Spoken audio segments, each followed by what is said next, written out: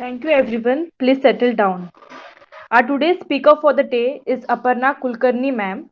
I request Sean to give a small introduction about Aparna ma'am. Over to you, Sean. Thank you, Cheryl. I would like to use this auspicious occasion to welcome our speaker for the day. This is Aparna Kulkarni. Ma'am is a professor at St. Xavier's College, Mumbai. She has more than 6 years of experience in degree college. She has been involved with teaching, learning, and the evaluation system of higher education. Along with that, she has a good experience in academic research. Now, I would like to call upon Aparna ma'am to share her insights with us. Thank you.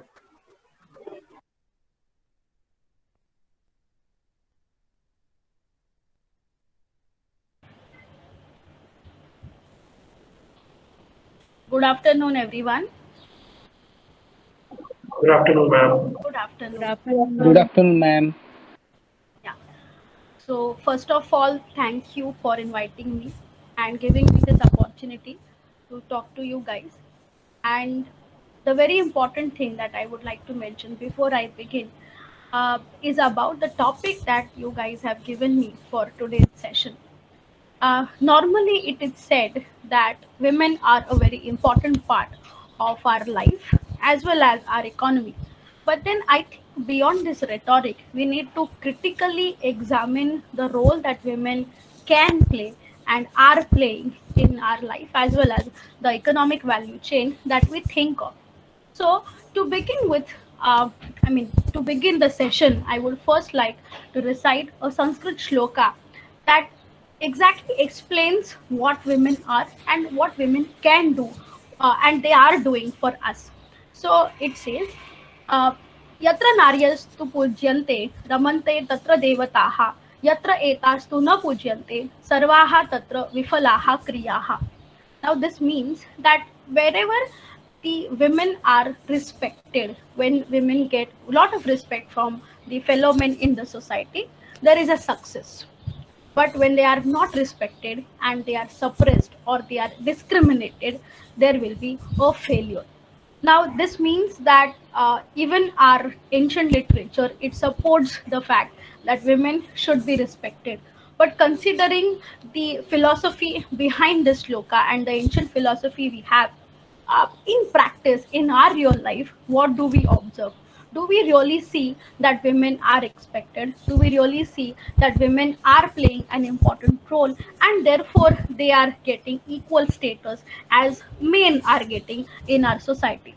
So, therefore, the topic that I have chosen today is multidisciplinary. It is about the gender. And when I say gender, it is very obvious that we cannot just have the gender in binaries, that is, males and females, but there are a lot of other categories too. But from the policy making point of view, as well as from the social fabric that we consider, then from that point of view, we of course consider this binary very often, that is men versus women, and the kind of role women are playing in our society. But then of course it has got the global context as well, which is equally important as the national context. So, as I said, first of all, thank you for giving me this particular topic. So, I'm grateful to the principal of your college, head of the department, NSS unit, all the volunteer students, and all other friends. So, here, can I present my screen so that I can begin with the presentation? Yes, ma'am. Yeah.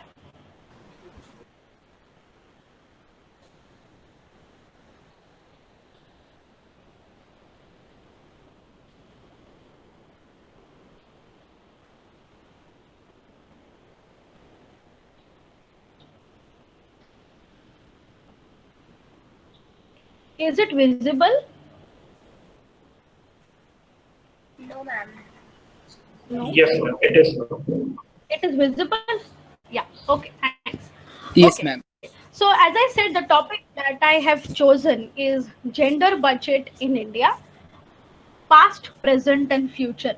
So, when I was thinking about this topic, one thought came to my mind that for our development strategies, when we see that women can play a very important role, therefore, here it is very much important that women should get equal status, they should get equal importance and that's how we can use we can have the non-discrimination in society, and as a result we will be an equity based or equalitarian society.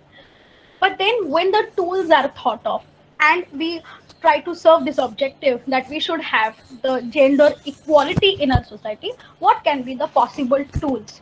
Now, since this topic is very much interdisciplinary, all social sciences and even the natural sciences, they talk about this equality, gender equality. And as far as economics is concerned, economic theory is providing us a very important and significant tool, that is gender budget. Now I don't have to tell you because all of maybe most of you belong to economics, so you all know the significance of gender budget in any society. Basically, this very concept of gender budget, it has its origin in the West, but slowly even Asian countries and in even in Indian subcontinent, this idea of gender budget, it is now getting the prominence. So here, to sort of review the process of gender budgeting in India and how this gender budget is used as an instrument to serve the objective of gender equality in India, how that tool has been implemented. This is going to be the core of my talk. So as I said that women, they are important, and unfortunately in our society or maybe any other developing country like India, where the socio-economic scenario is very complex, you will find that many a times discrimination happens, and female, the very important component of our population, female population, is not getting the prominence. So considering this kind of social fabric we have, the social fragmentation that has happened in our society, what is the status of gender in India? So when I was trying to create the context of this issue, that when I'm talking about gender, what are different statistical tools and statistical indices that will help me understand the context of gender development in our country? So with respect to the global aspects, with respect to the global indicators, when we come to India, what is the status of gender in our economy? How do we see that there has been an improvement in the gender status? So when I was looking for the indicators, here I have gathered some of the very important indicators that will show you the status of gender in our country. So first of all, and let me also tell you that most of them are quantitative indicators, and very few of them actually touch upon the quality aspect of it. So the first indicator here is the sex ratio. Now, mainly for such vital statistics, we follow the Excuse me, census ma'am. I'm report, really but now sorry to census. break you off in the middle. But I Yeah, think your yeah. screen is stuck to the first slide. It's Sorry, not moving. The I couldn't screen, hear you. the slideshow is stuck to the first slide. Okay. It's not moving at all. Okay, let me check. Okay, this is the second slide. Can you all see this? No, ma'am. No, You ma'am. need to No, ma'am. start the slideshow and then share the slideshow screen. Okay, I'll do that.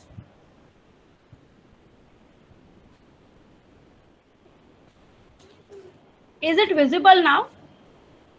Yes, ma'am. Yes, ma'am. Now it's Yes. visible. Okay. Yeah, thank you for bringing to my attention. Okay, so as I said, the indicators here are some of them are from vital statistics. So the first one is sex ratio, and the point that I was trying to mention was about the census report that we utilize for the vital statistics. So the census report 2011 is quite an old data. So then the register that we maintain for such kind of statistics, it is the SRS report 2018, which is giving us sort of updated data on the sex ratio. So where do we stand as far as the sex ratio is concerned? In our country, the sex ratio is 899 females per 1,000 males. So you can clearly see the gender gap over here as far as the sex ratio is concerned. That is a very important indicator. Second, globally, when we compare our situation with some international ranking, then World Economic Forum it publishes the gender gap index on annual basis. So according to the gender gap index report 2020, India's rank among 153 countries in the world is 112th. So India ranked at 112th position, and the score India has, on the scale of 0 to 1, that score that India has is 0.668. Now this shows that here also, as compared to other neighboring countries that India has, that is Bangladesh, Pakistan, as compared to these neighboring countries, India's condition, India's situation in terms of gender gap index is really very poor. So again, this is an alarming thing that we need to think about this gender gap, and we need to try to bridge this kind of gap that we have. Now, coming again back to the domestic situation, the female workforce participation in our country is just 20.3%, and it is according to the World Bank report 2020.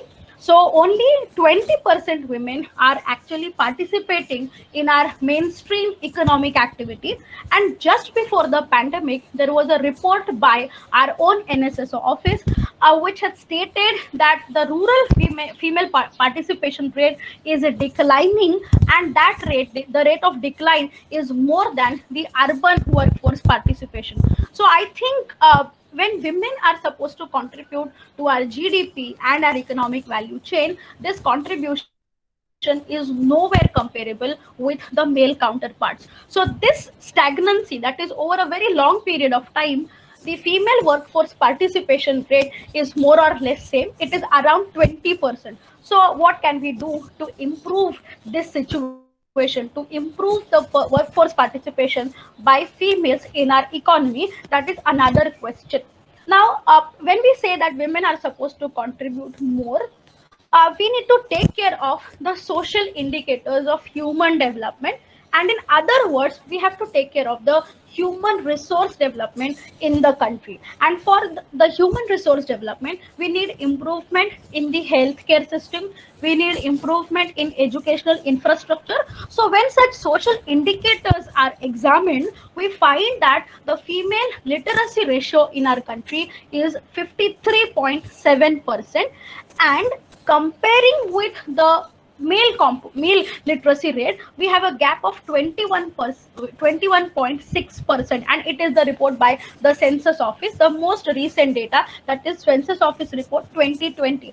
Now this again shows that in terms of literacy also we have a huge gap. So again, when we females are supposed to contribute more, are we creating those opportunities? Are we enhancing the resources that we have? That is also a critical question. And again, when we disaggregate the data regarding the literacy ratio and female education, we find that at primary level education, the female dropout rate is 4.74%, whereas at the secondary level, it is 17.3%. And in continuation with this, I would like to mention that when you go to higher level of education, that is tertiary level, and then research, PhD degrees and so on, in those fields, this dropout rate is way higher than the primary level education and secondary level. And this is the data that I have collected from the website of Ministry of Women and Child Development, and that was the portal that has shown that the dropout rate, female dropout rate, it is increasing consistently. Now these indicators show that our rhetoric, the ideal situation that we are expecting in our country is not the reality, so that we need to do lot of things to improve the situation of females in our country. So going beyond here, it's a very important and very interesting statistic that I would like to show you here, which is about the time spent by urban women. Unfortunately, such kind of study is not conducted for the rural people, so for the rural women. So as far as urban women are concerned, how do they spend their time? How do they allot time for different type of activities? So when that study, when I was reading that study, I came across a very important statistics over here. And if you just categorize the activities that women are involved with, you will find that there are 5 different activities, 5 different categories that urban women are allotting their time to. So what are those activities? First of all, and the very important thing is the time spent for the domestic work, then time spent for education, for acquiring the education and the skills which they require, then time spent for domestic work, child care and extended child care.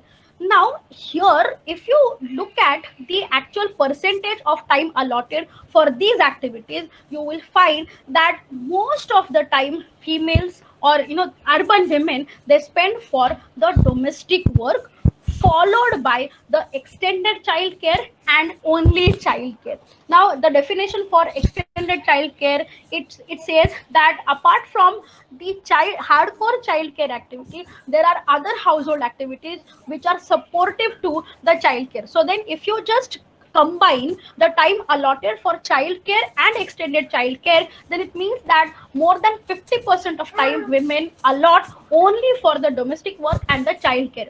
So if this is the situation in urban areas where the standard of life is much better than the rural areas and women have more opportunities to work for the economic value chain, if this is the situation in urban areas, we can just imagine what can be the situation in the rural areas, the villages that we have. So therefore, considering this kind of statistics, we find that here I would like to mention Amartya Sen's quote, where he stated that in a fragmented society like India, we have missing women. We have the female population that is missing. So in many of our economic activities, we do not have significant contribution from the side of females, from women part. So this means that there are a lot of loopholes, there are a lot of limitations and lot of constraints that we face, due to which females are not able to contribute to the fullest extent in our total economic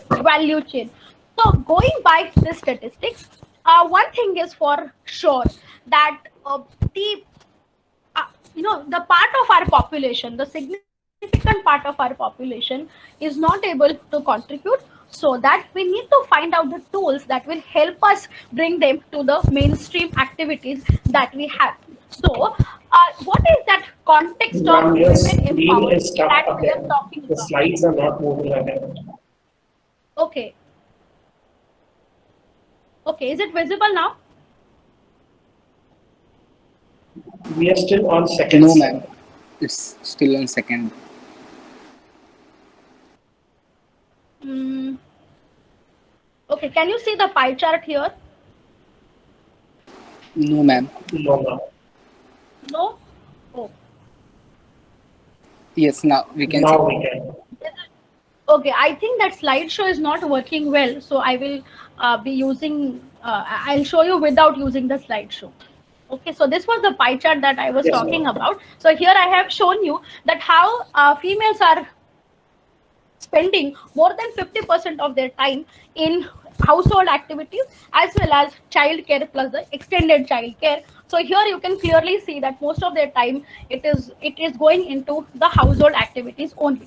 So going beyond, if you look at the context of women empowerment in Indian context, we see that with all the development strategies that we have and the different development projects that are expecting the female participation, those projects are not working well because we have certain constraints due to which females are not coming forward, and they cannot come forward because of those constraints. So what is that context of women empowerment that we talk about? So here there's a very important statement that I have stated here, is that unless our development is engendered, it will be endangered. So it is very important that for sustainable human development, that is inclusive growth, and the growth that will include all the sections of society, and there will be zero marginalization. To serve that objective, it is very important to engender our development activities, unless it will be endangered. So let me now talk about the different aspects of this kind of context. So of course, when we do a study of women empowerment in India, there will be international context with which we will be comparing that. And the very important aspect of this context is the socio-economic status of women. As I know mentioned about the ancient court, from ancient time, women have been respected in our country. But then slowly, as time passed, we have seen that the status of women is not as equal as their male counterpart is. This means that somewhere we need to have the change in our mindset. We need to have the change in our social attitude to look at women. Of course, the situation is changing slowly, but the rate at which we want that kind of transformation, that rate is not increasing. Therefore, the very crucial question that we need to deal with is the role of women in Indian economy, considering all the aspects of females' participation in the economic value chain.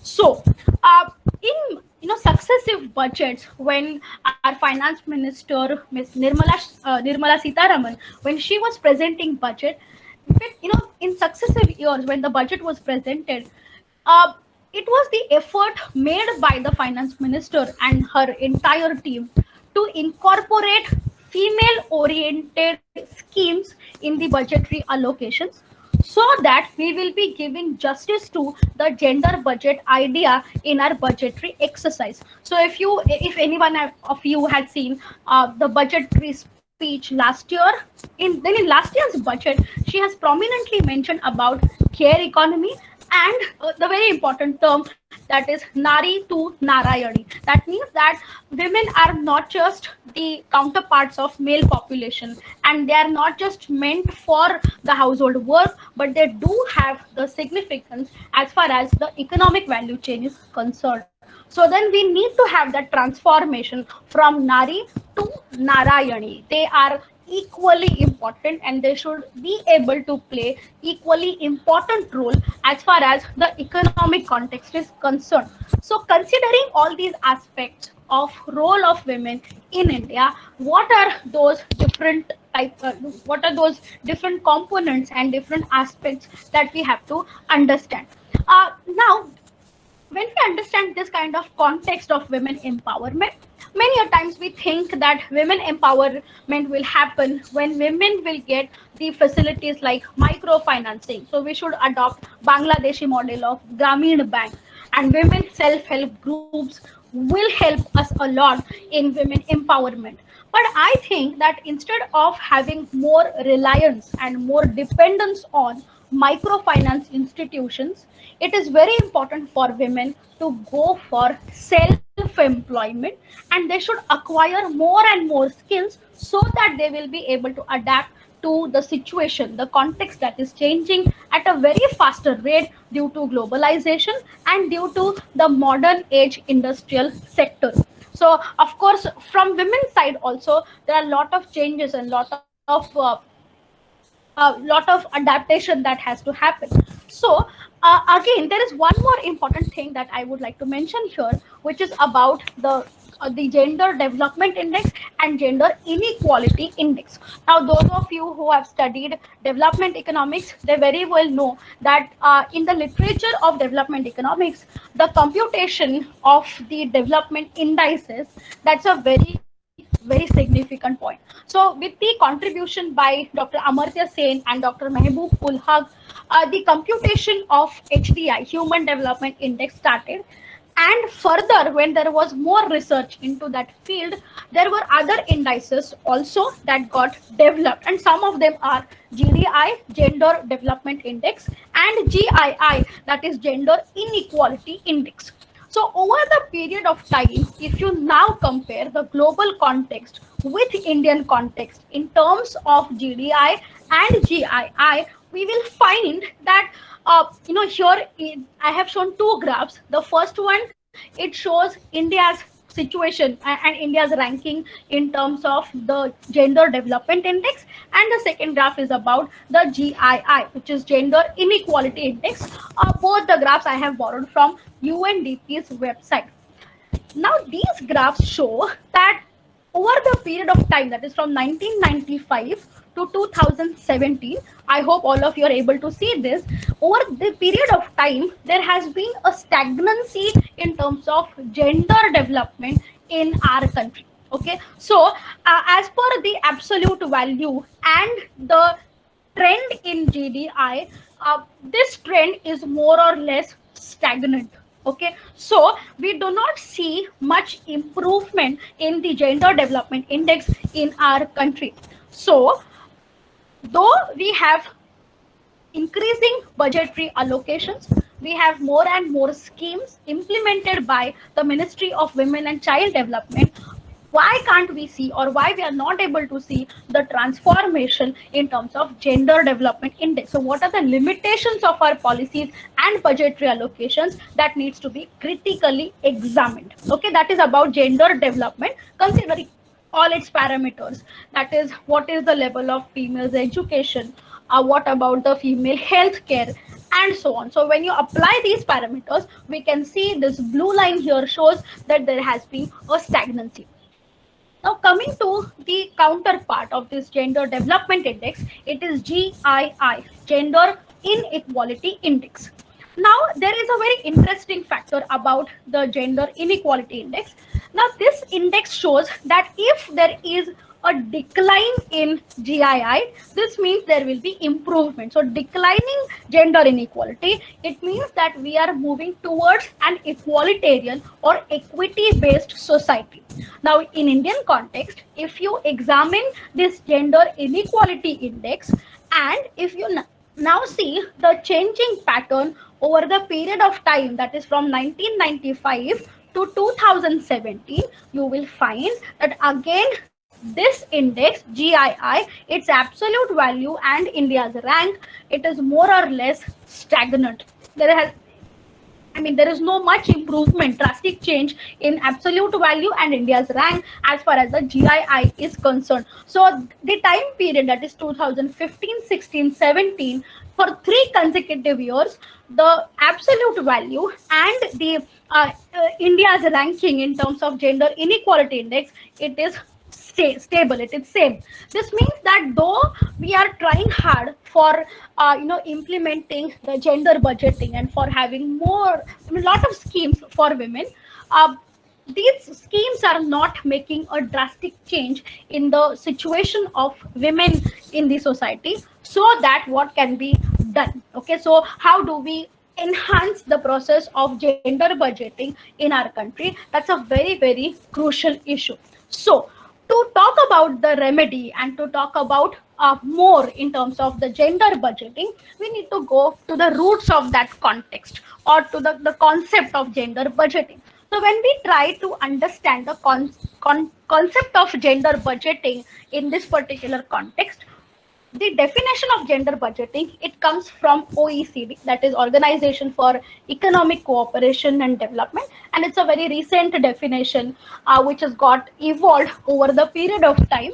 So this definition says that gender budgeting is the process of integrating a clear gender perspective within the overall context of budgetary process. Right, so this means that we need to incorporate the gender perspective in our overall budgetary process. So in terms of the revenue budget and the expenditure budget, we need to have the gender perspective which we are implementing, and it will happen through special process and analytical tools. So now this definition, it clarifies that gender budgeting is not going to happen automatically. We require certain analytical tools to serve that objective, right?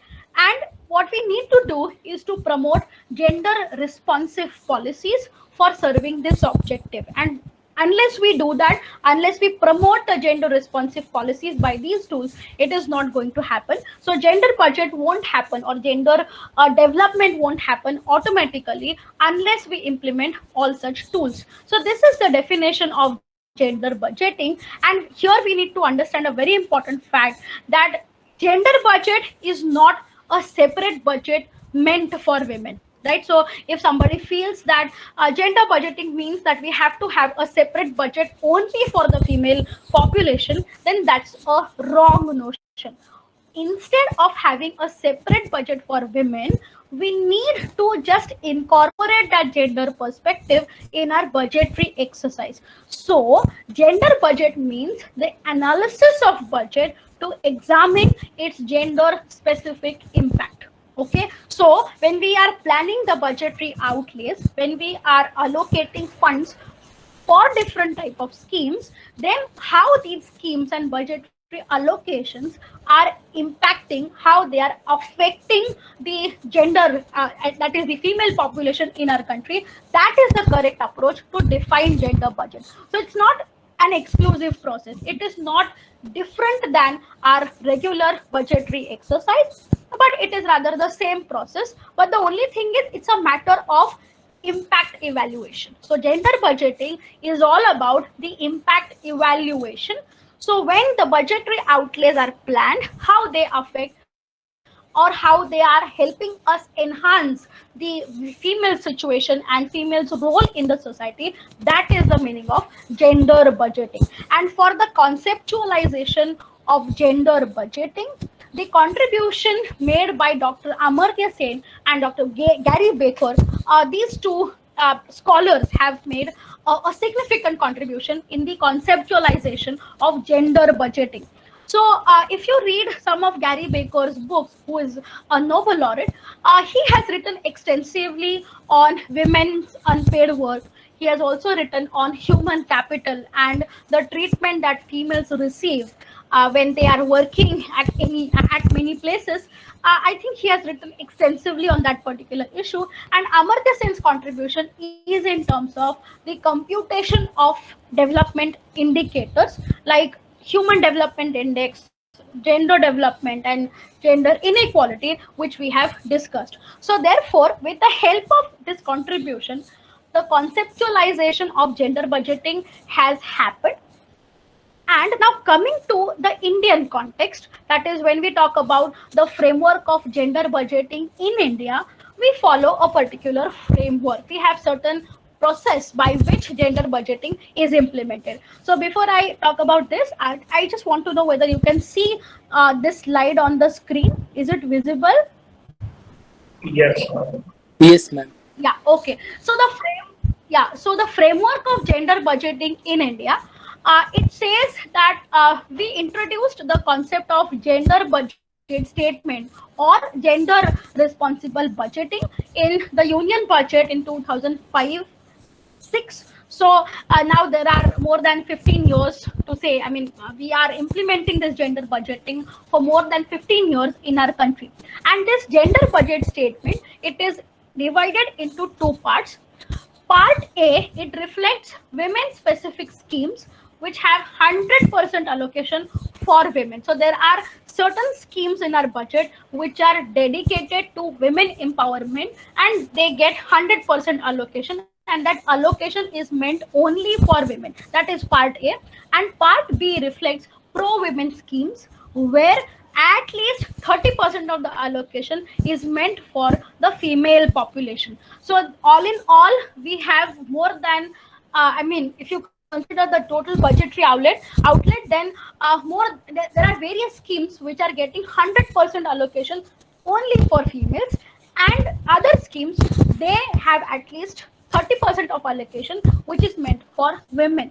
So this gender budget statement, and it follows the federal structure. So in the union budget, same kind of gender budget statement is included. Also at subnational levels, that is at state levels budgeting, and even at the local bodies, they also need to have such kind of gender budget statement. So we follow the fiscal federalism for having this kind of gender responsive budgetary procedure.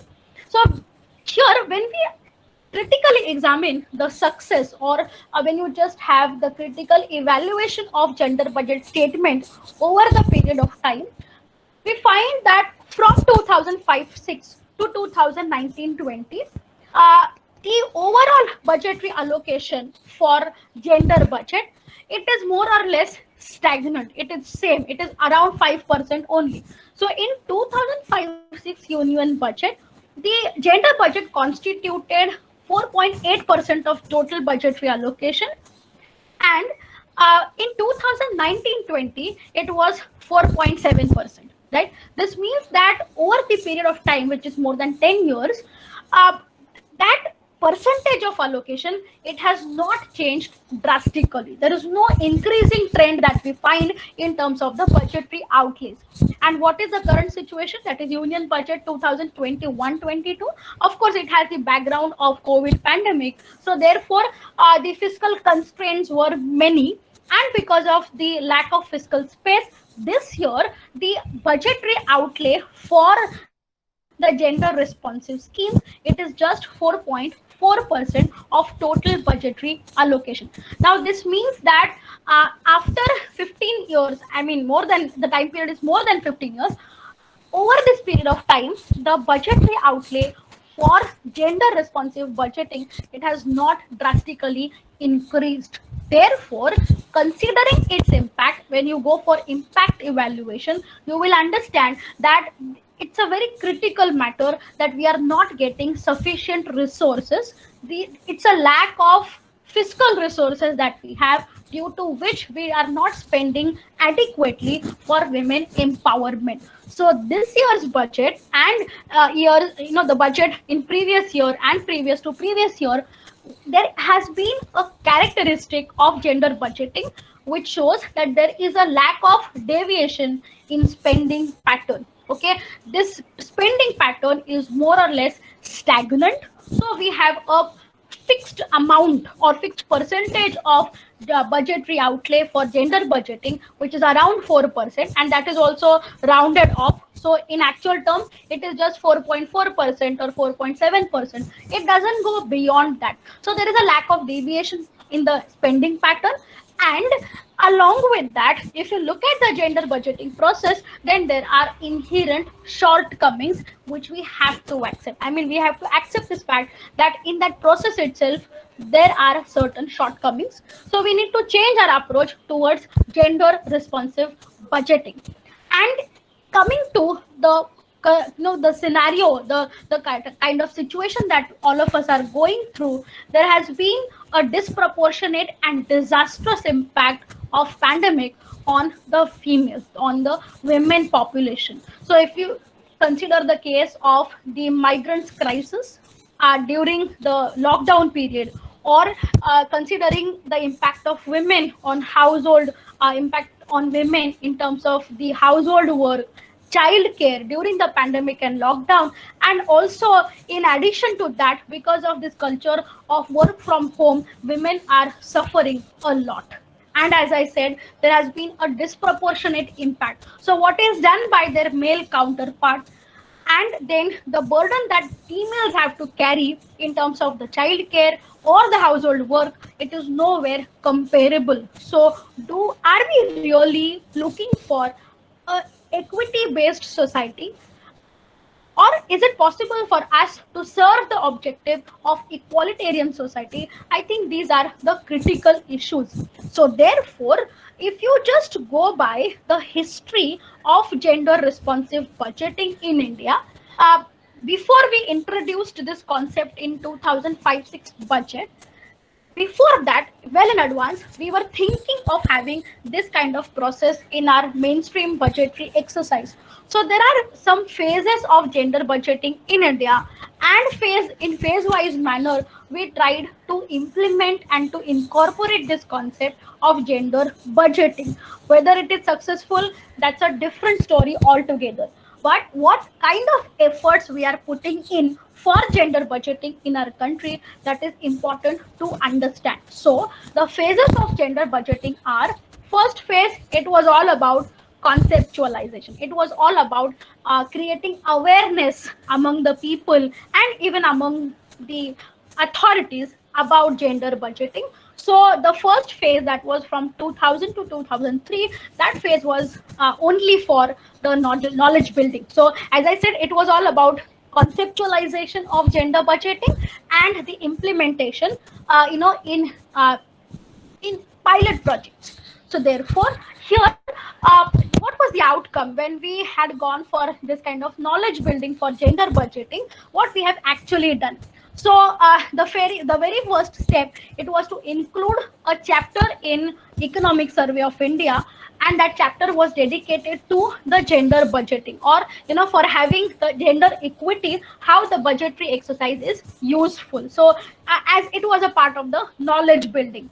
This phase also highlighted the need to integrate unpaid care economy into the budgetary policies. So we were trying to find out the methodology for integrating the gender aspect into our formal policy making, so that it was related to knowledge building, and we linked public expenditure to the gender development.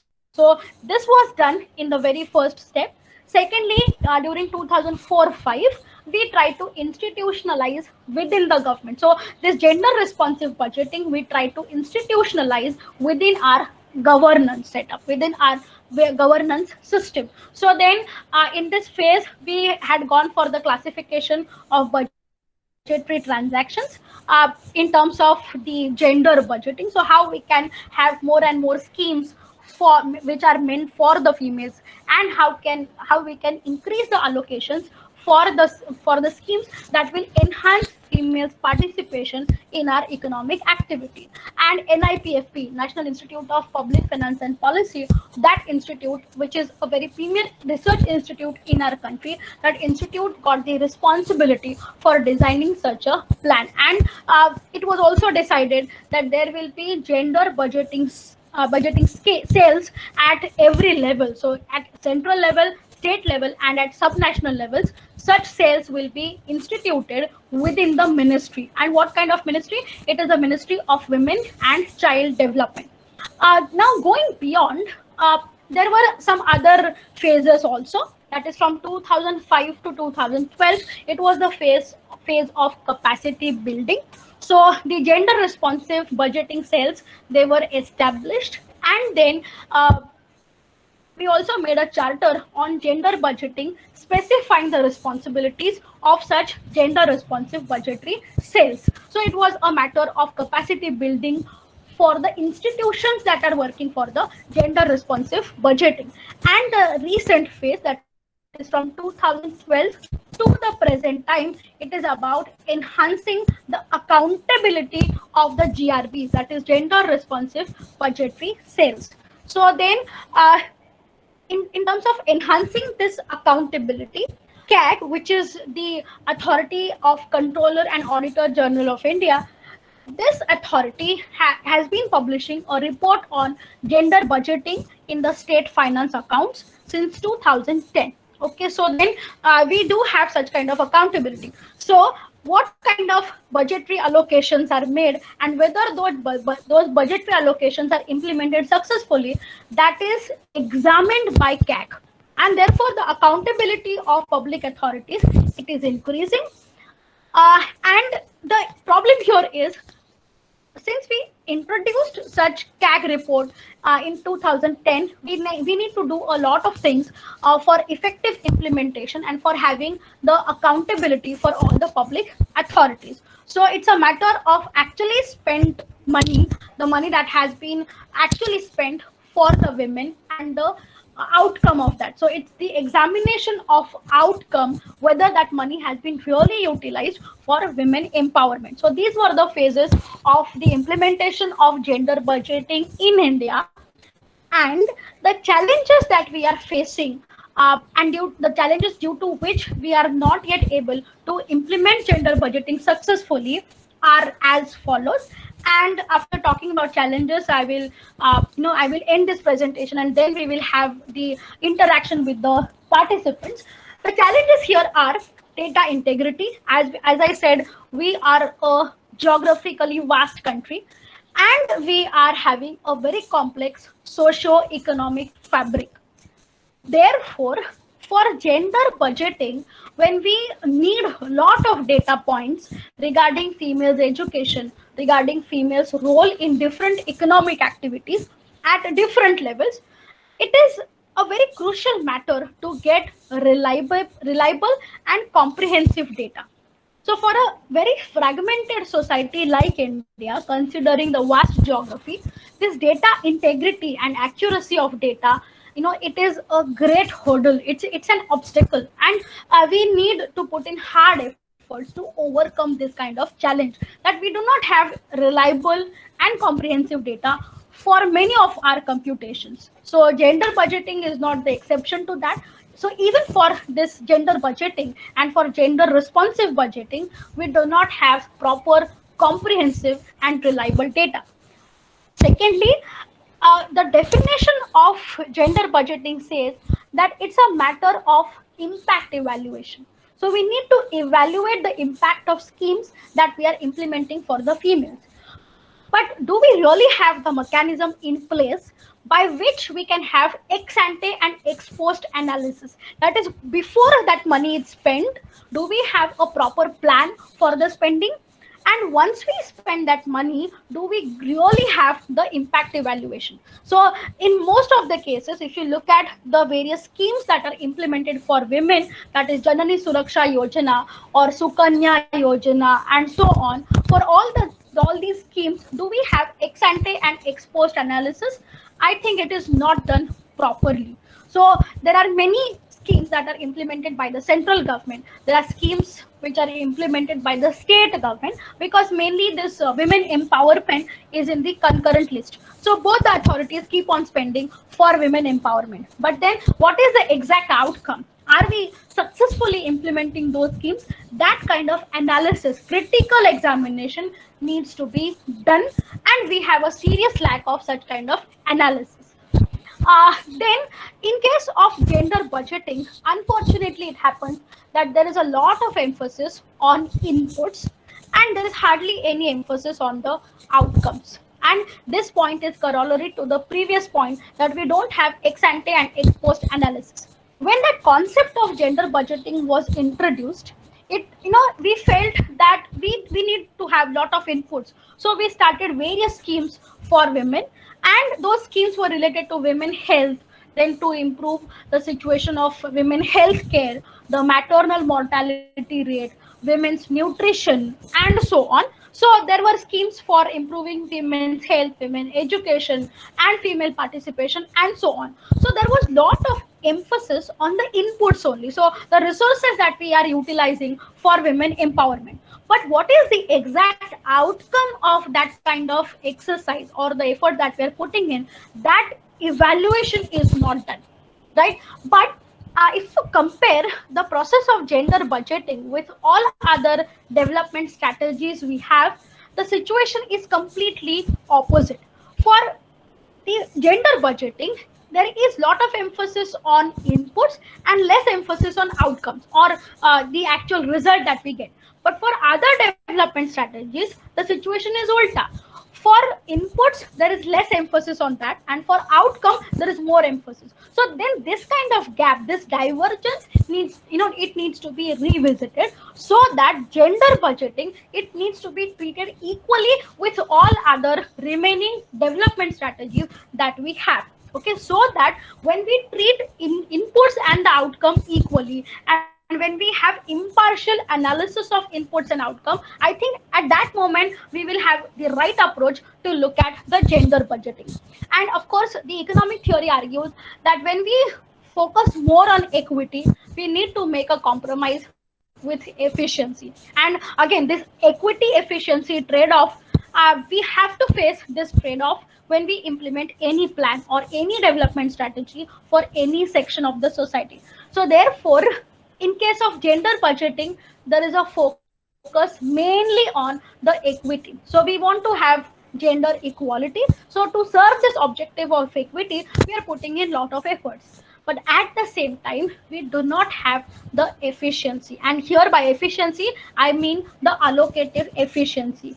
So if you go by the purely theoretical sense, then this equity efficiency trade-off is applicable to the gender responsive budgetary exercise that we have. So how do we strike a balance between the equity, gender equity and the allocative efficiency? That's a crucial challenge. And the last thing is, we do not have the clarity in expenditure budget on gender aspects. So when I was talking about the framework, I've shown you that there are two parts for the gender budget. One is about the fully female centered schemes that we have, and the other part is about the 30% budgetary allocation which is meant for the females.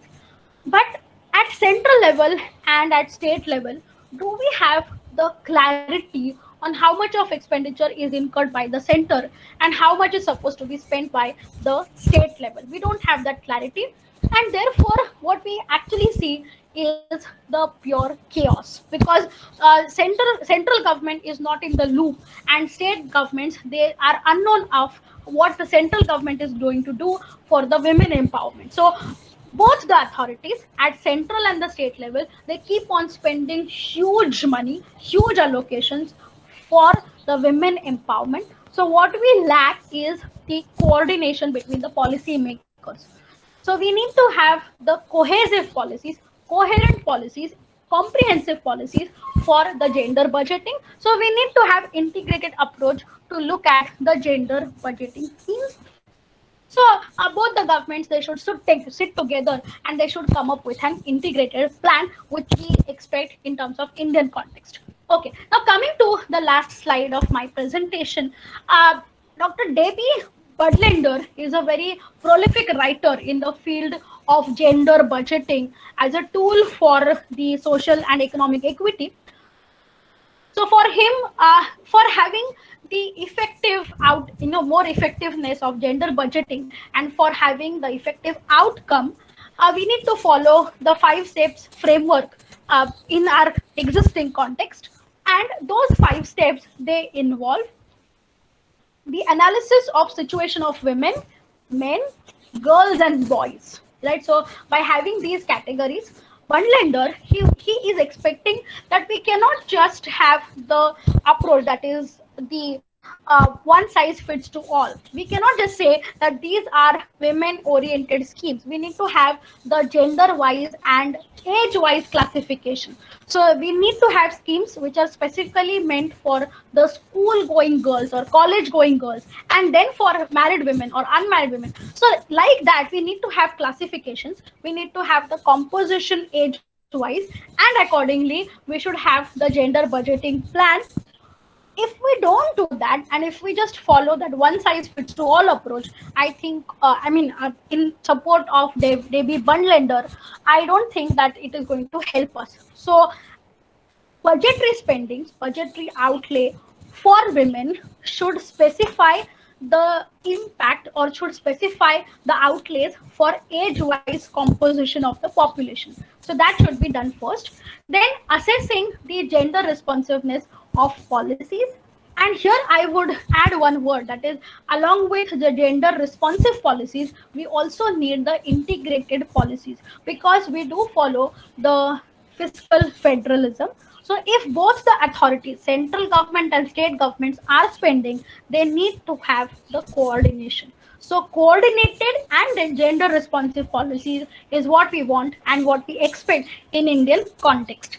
We also need to assess the budgetary allocations, whether they are adequate or whether they are inadequate. So one has to examine the adequacy of the budgetary allocations, and if we have the shortcomings, if we are not spending enough for the gender budgeting, then that should be redefined, that should be revisited. But it is not just a matter of how much we spend, but it is also a matter of how we are spending. That is the qualitative aspect. So once we take care of the quantity, then we should also look for the quality and the delivery. So we need to monitor the spendings. So how do we allocate our spendings, and whether we are delivering the outcome. So that has to be examined, which is equally important. And we should also assess the outcome of our budgetary exercise, gender budgeting exercise. So this is the 5 steps framework that will help us achieve the effectiveness of gender budgeting, and we will have the outcome as per the expectations. So this is all about the past, present, and future of gender budgeting exercise in India. And here, those of you who are interested more into this topic, there are some references which I would recommend you all to read. And yeah, here I would end my presentation. So thank you to all of you for having the patient hearing to what I have to say. And here I will stop sharing. And if you have any questions, I am more than happy to take all your questions. Thank you so Okay, much, so ma'am. this is what I want to talk about. Yeah. Thank you so much, Any ma'am. questions? Yeah, it was indeed a wonderful session. We can move to our question answer round. I request all the participants to Yeah. put their questions in the chat box.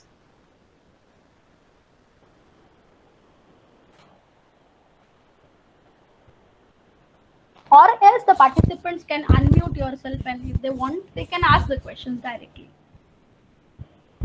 Hello, ma'am. My name is Malik. I want to ask you, Yeah. ma'am. So at the beginning, you spoke about the importance of why women should go for self-employment rather than looking for jobs, right? Yeah. Yeah. But again, this is not a question, but more of a thought which I was pondering. Is the concept of self-employment known? Is it really known to every woman? Because it also seems to be a very privileged notion to know what self-employment means. Maybe people who like people from rural areas, women from rural areas don't know the concept of self-employment because it's a patriarchal society and people don't allow their wives or daughters to even understand what the concept of self-employment is.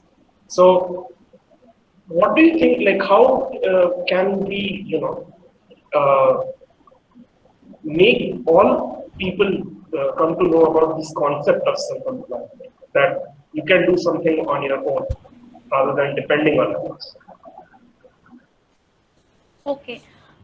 It is indeed a very interesting question, and thank you for asking this question. Uh, See, my argument, behind this promotion of self-employment, uh, here I would want to say that uh, when you say that it's a matter of privileges where your family, your society allows you to work and allows you to get indulged with any sort of activity, maybe an activity that will allow you to go for some kind of entrepreneurial work, it's a matter of privilege. And in the context of Indian society, it has been the case that you need to have that kind of encouragement from the society and from your family and so on. But now, as I said, in the flow of my presentation, that now the situation is slowly changing. So if you look at the policy perspective, then uh, the resources that are made available for females to go for entrepreneurship, or maybe for self-employment, for having new startups, and again by working from home you can do a lot of things. So instead of depending on someone else, instead of depending on your husband, on your family, on the government, see, all of them, all these economic agents, I would say, they create some or the other hurdles, some or the other obstacles, and therefore when your dependence is very high, you are not able to utilize the energy and the capacity that you have.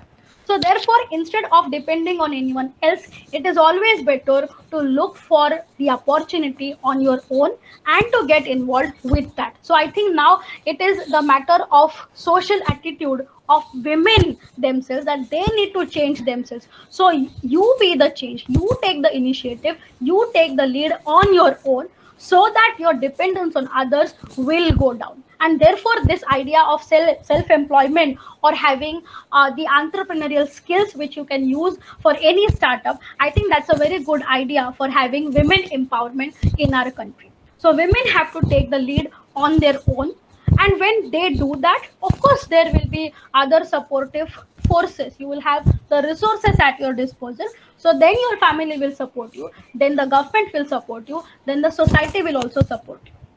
So I'm looking at that idea of self employment very positive. Okay, I Yes, think, ma'am. yeah, Thank you. I think I have answered you. Yes, any other question? Yes, ma'am, there is a question in the chat box. Ma'am, as you said, GII must be less increase the GDI. Hmm. So, what about those states like Kerala and others which had best position for women in the society? Does they don't need to have gender budget now? Okay, so since you have mentioned about the state of Kerala, I need to first make a clarification that the state of Kerala and the economic situation in Kerala is completely different from the other states in our country. So, of course, in case of Kerala, women they get a very different status, and the role of women in the state of Kerala is completely different because we know that Kerala is a state with 100%. It is, I mean, it is again an argument that Kerala is a state with 100% literacy, including males and females. So therefore, since the literacy is very high, of course, that state ranks among the topmost states in terms of HDI, along with Gender Development Index and so on. Uh, and another important thing is if you look at the economic dependence of females in Kerala, we need to first look at the foreign remittances that are received by the state of Kerala, because Kerala is the state which generates more than 30% of its state's GDP based on the foreign remittances. So only this, if you now compare this kind of composition, that is 30% of the state GDP coming from the foreign remittances and remaining 70% that is generated in the state of Kerala. Here the role of the migration, international migration, it plays a significant role. Therefore, the dependent women who are taking care of their children, their dependent family members and all, of course the care economy in the state of Kerala, it's a very significant part. So the time spent by the women in Kerala on domestic work for the child care, extended child care, these are some of the crucial issues. And considering the rate of urbanization in Kerala, it is among the top 5 states in case of the highly urbanizing states in our country. So therefore, how the urban women are contributing in the transformation, economic transformation in that state, that needs to be considered. So it's not the case that the females from Kerala do not need resources for further improvement, for further empowerment. It's not the case. They are also dependent on their male counterparts who have migrated. So to reduce this dependence that is on foreign remittances and for further empowerment of women from Kerala, I think they also deserve the resources for further improvement. Okay, that is my submission to this particular point.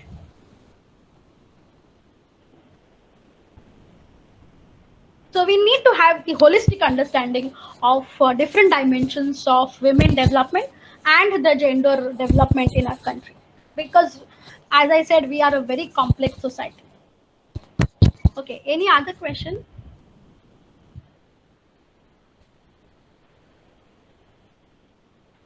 No, ma'am. Yeah, Do- yeah. One question, ma'am. Do Yeah. you think that government should bring in the universal basic income approach under gender budgeting in order to, empower and encourage other genders who have been discriminated to participate in economic activities? Yeah, thank you, Shivam, for this question.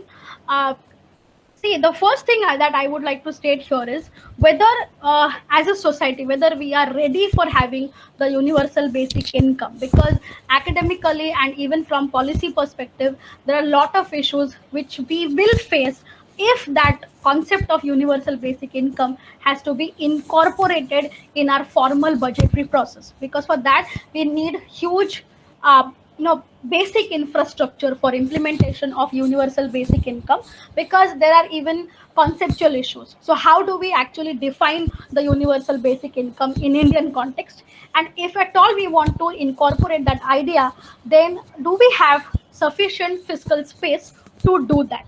So it's a matter of conceptualization and methodology for having it. And the next step is to think about the gender aspect for universal basic income. See, ideally, we consider males and females as equal. Okay, so that if the universal basic income is implemented for males, obviously that has to be implemented for the females also.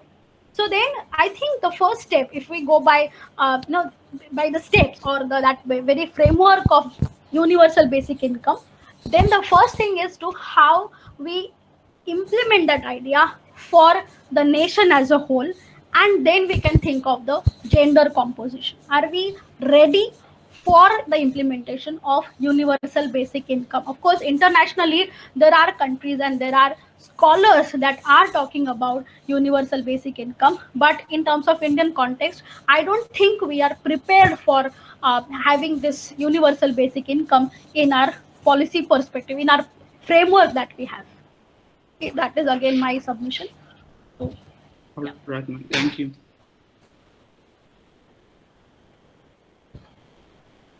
Any more questions?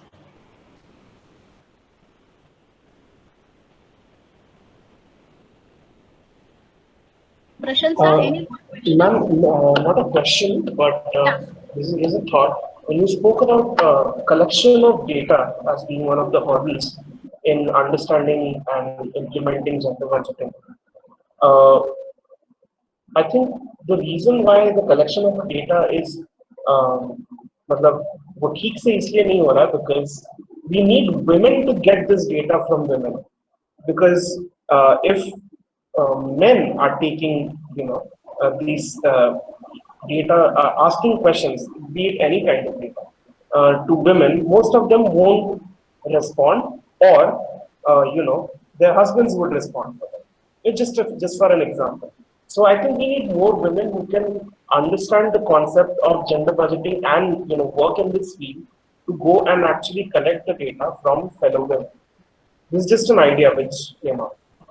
Yeah, but then in order to further substantiate your point, I would say that we need a foolproof machinery for the accuracy of data and for the collection of reliable data.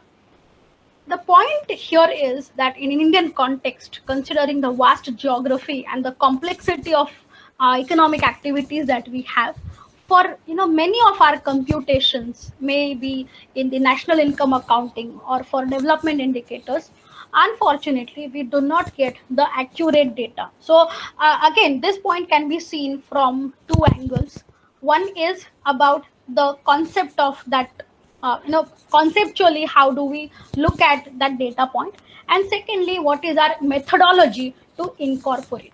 Okay, and then when we revised our national income estimates, that is replacement of GDP by GVA and so on, we have seen how academically there were so many questions raised by the scholars. So for the issue of national income accounting, if these are some of the basic conceptual issues we face, then you can just think about the data and its methodology for the gender budgeting. I think the issue is more complex in that particular case. Also, I did want to mention this particular thing, but with the policies of the current government, there are a lot of questions and people are having a lot of reservations about the integrity and the accountability of this government towards the data and the reporting of the proper statistics. Okay, of course it's a political economy issue, but there are many scholars in our country who are raising questions about the integrity and the quality of data and the reporting done by the government. So of course it is applicable even to the gender budgeting also. So that's why I said that we need a foolproof machinery for the data collection and the reporting of the conclusions, and if it is really available in the public domain. So all of these issues are interconnected, and we need to have a foolproof machinery to have good outcomes. Okay. Yes, Okay, ma'am. ma'am. Thank you. Yeah. We have a question. Some of us see gender budget as a form of discrimination. So, what are your thoughts on this? To be honest, I didn't get this point. So if the uh, question is clarified further, I will be happy. Okay, So I need Varsha, more. Yeah. Varsha, So can you what do please you think? unmute yourself? Varsha Singh, can you please unmute yourself? Yes, yes, sure. Yeah. Thank you, ma'am, for the previous question. Uh, Hmm. More clarification on this question that, ma'am, as we see from a feminist perspective, then we also we see this as a part of equality and women empowerment at all. But in the patriarchal society, this really doesn't seem suit to the present society. That why just one gender have a special kind of budget, why don't the other? Because even men also face some of the other kind of problems or discrimination on the in the ground. So, ma'am, that's why the question has been raised on the in sociological aspect also, that is this a form of a gender discrimination or is this a form of gender equality? Uh, See, if you go by the ideology behind this gender budgeting, then we actually accept the fact that women have been discriminated for a very long time, and therefore there is a development backlog, and also we do not have the gender equity in place. Therefore we needed some kind of tool, and therefore gender budgeting emerged as a tool. So ideally it's not a matter of males versus females, or having more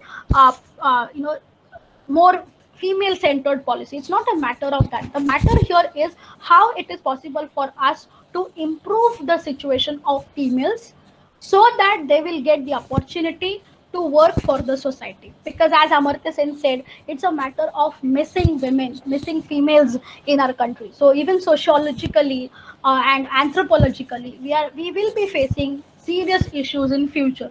So if you want to avoid that, let's have some tool, and that tool, good tool for gender equality, is gender budgeting. So it is not, I don't think that it will create the gender discrimination further, but it's a tool to bring about the gender equity or gender equality in our society. But if you just feel other way around, that it will be further discriminatory, then I don't think it will happen. This is it, Varsha. I hope I have answered you. And here I'm trying to answer you. I am not trying to convince you. So those who are interested in further research and further reading on this particular issue, I have given you the references. You can of course follow that.